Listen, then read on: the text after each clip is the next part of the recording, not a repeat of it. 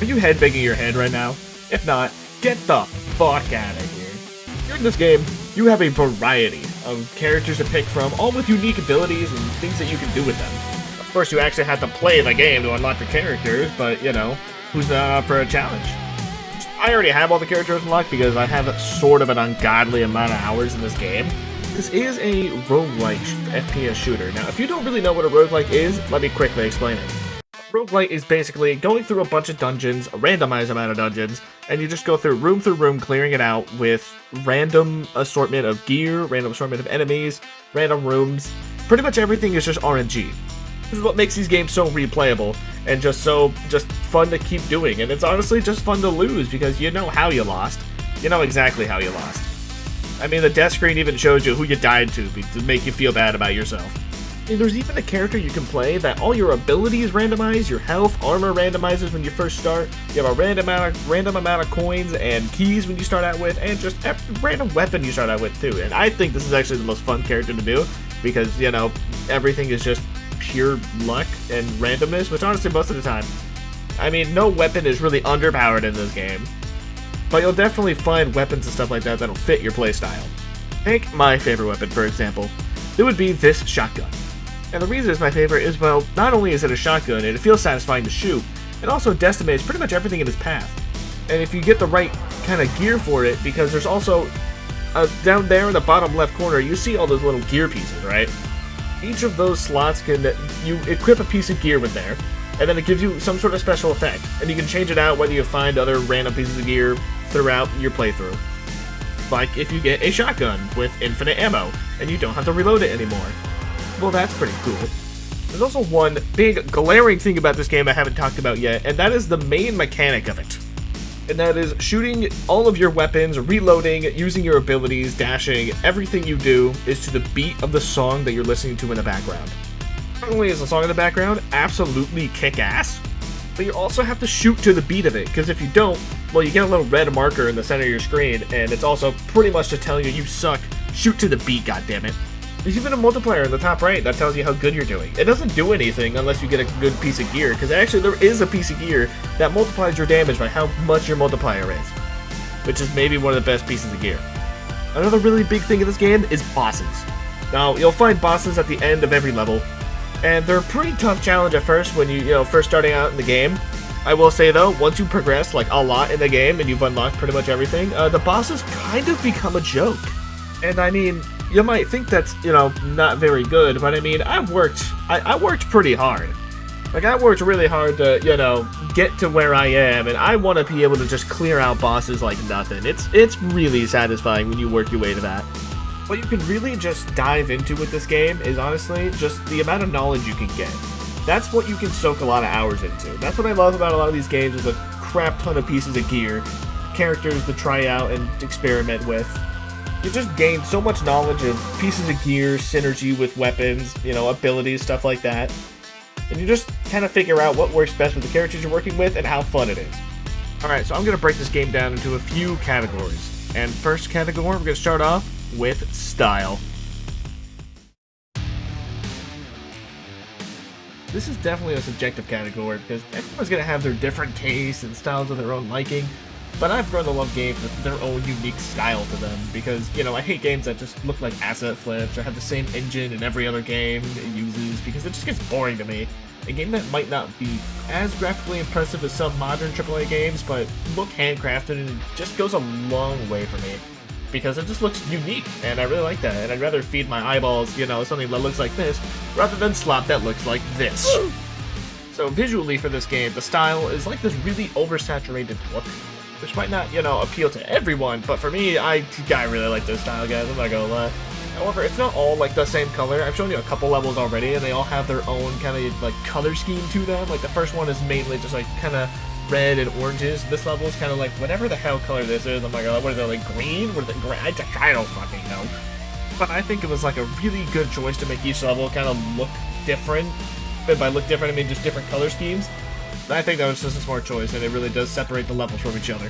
There's even the secret level you can find called the Crypt, and once you get in there, it's all just grays, and with the music kind of feeling all mysterious too, it just fits it, and I really like it too. Really gives it like that super eerie basement feel to it, which I think is what they were going for because it is a crypt. Moving on to gameplay though, when it comes to its certain style. Gameplay-wise, the most unique thing about this is shooting and its reload mechanic. Each level has their own song to it that seamlessly loops no matter how long you've been playing the level, which I find awesome.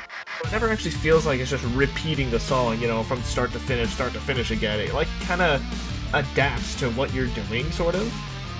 It changes the parts of the song based on what kind of situations you're in, so the song will always kind of be in tune with what you're doing.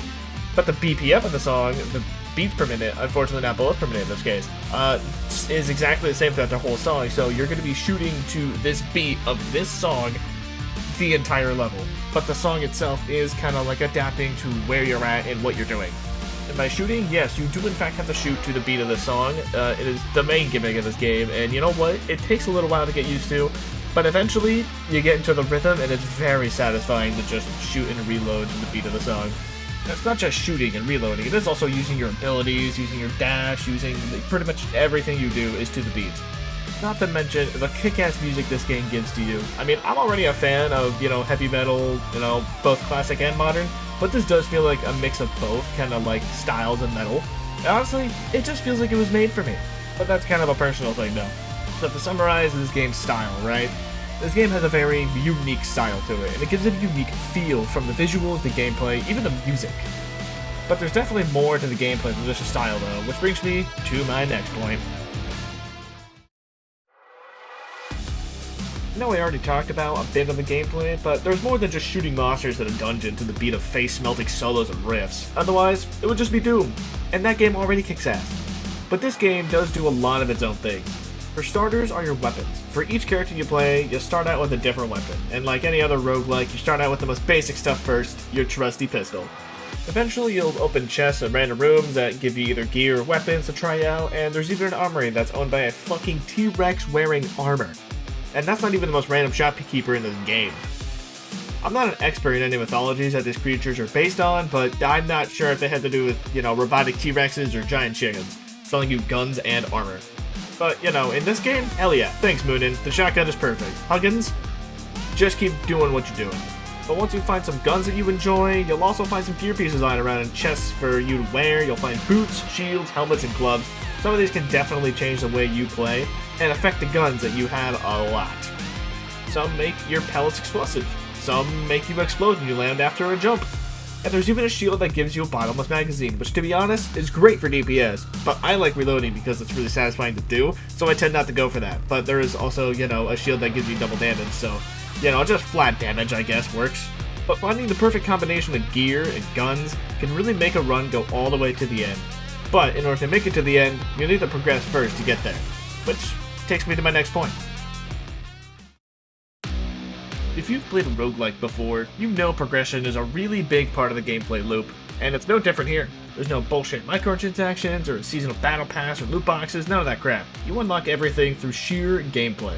Just keep playing and more gear and weapons will be unlocked, more items in the shop will appear, you'll start having an easier time getting past the first boss, and you'll start unlocking more things. And unlocking characters is just beating a boss. Every boss you beat, a new character is unlocked for you, and now some characters are locked behind certain challenges, which luckily they tell you how to get them if you hover over them. Now, I'm gonna be honest, I had to Google how to unlock them because I genuinely forgot how to, because I haven't unlocked them for so long, because I just unlocked them so long ago. Each character has their own starting out health, armor, or in one character's case, everything is random, so good fucking luck. They also start out with new weapons, so, you know, no more dealing with that crappy pistol. Sorry, pistol. After a certain amount of time playing, you'll probably not even realize, but you'll be able to consistently beat the first boss in almost every run. But hopefully you'll be exploring, because, you know, in order to progress, you really need to explore this randomized dungeon and find your loot, and there's a bunch of ways to do so. You'll find chest rooms, boss rooms, challenge rooms, and even gambling rooms. Yes, there are rooms where you can gamble and feed that little ape brain of yours dopamine. But once you've died enough times, selected a character that fits you the most, found the perfect weapon and gear pieces, you can finally make it to the last boss. But I'm not going to spoil that here because I think it's an achievement that you need to experience for yourself. Now, let's finally move on to our final point. There's not really a story. It's a $20 game. Go ahead and let me know if any of these names that, you know, the game has shown us and that I've shown you ring any bells for you. Anyway, that was a really short point. Let's go ahead and conclude this video.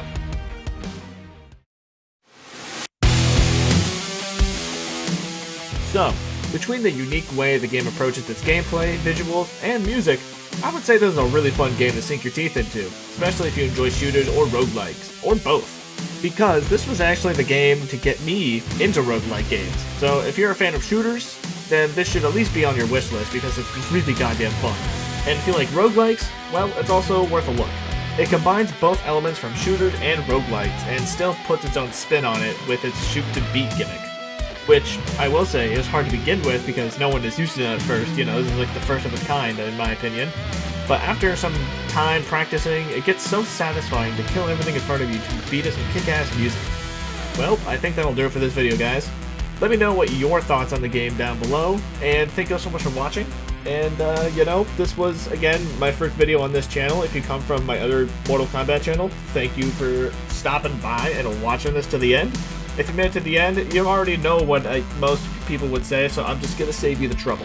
Again, I had a lot of fun making this video. This was definitely an experimental thing for me, especially with this new channel, so I hope you all really enjoyed this, because I had a lot of fun making it. Anyway, I will see you guys in the next video. Later.